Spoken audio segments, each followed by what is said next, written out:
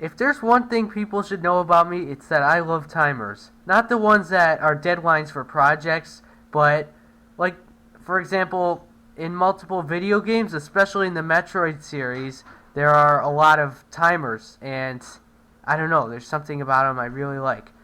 Especially the ones with the numbers that move faster than seconds. In this case, I mean deciseconds, PAL frames, NTSC frames, centiseconds. There are a lot of different ways to count the time, and I prefer centiseconds over all of them. And also, in all of the games that I've ever made, or almost all of them, there's been a timer at least 1 point. So if I ever release a game to the public, you should know what to expect. Oh yeah, also I made one in Minecraft. Let me show you that one. But first, let me introduce myself. I am known as Superdog, exclusively in Minecraft, but this is on the channel called Han Productions, and I suppose you can call me Han if you'd like. But in Minecraft, call me Superdog, because that's what I look like anyway. In this video, I'm going to be demonstrating my stopwatch that I made in Minecraft out of item frame alteration during runtime. And I'm certainly excited because it took a lot of tedious work, but at the same time, it's rather simple. Let me show you now. Let's say you're in a sporting event in Minecraft that requires a timer to count upward to keep track of your time. This is a thing to do it. The way this is done is that I have a whole line of command blocks that execute every tick to both update what it looks like and to update the timer itself. Which is why whenever you run it, you get to see a little display in the action bar that shows what the time is in the most real time you can get possible.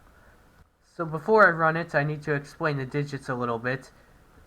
First you have quite obviously minutes here, seconds here, and then Minecraft ticks here.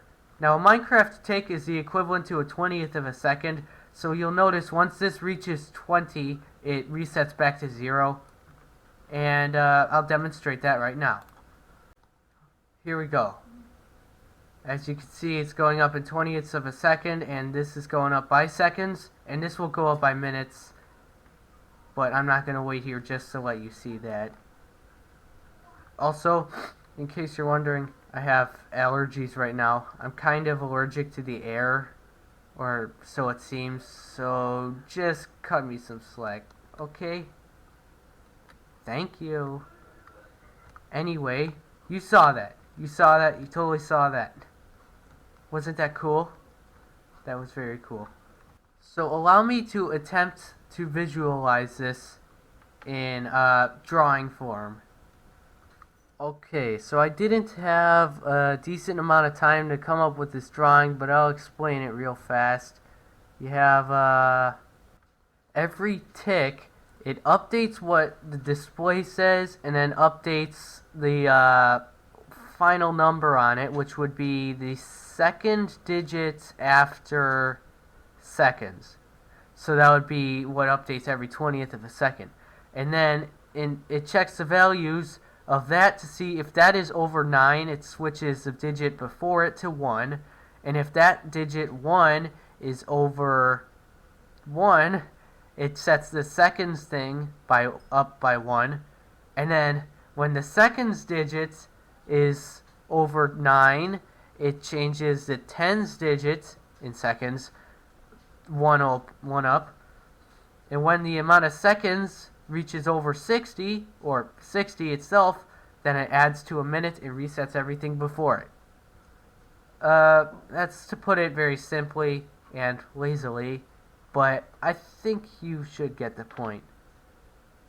If you didn't, then just rewatch that segment until you do. I'm sure it's gonna be close enough. Now, if I were to make a game in Minecraft, would it be worth doing all this work again? No. I don't think so. And that's for two reasons. One, I don't think many Minecraft mini games could even need a timer that's on a set of blocks instead of on the HUD. And two, by all this I meant the command blocks, and if I had the option, I would not remake it in command blocks. I would put this all into a data pack that runs it automatically in a file, because all of this is just tedious to place down over and over as opposed to just copying and pasting the code. And at points where I accidentally needed to insert one in between two long lines of these command blocks, I would have to use /clone to move it over one, and I had to do the math to make sure it wouldn't break by doing that, and there's a lot of trouble. I would prefer to do this in a text file like this, because then I'd be able to just go in between two lines and type in the commands that I need to type in, like so. This is much easier.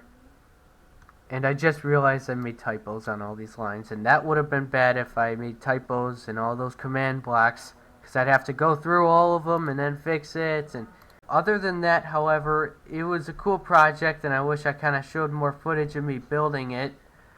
But, I don't know, I didn't think it would be this cool until after I finished it, so maybe next time I'll show you what I'm doing.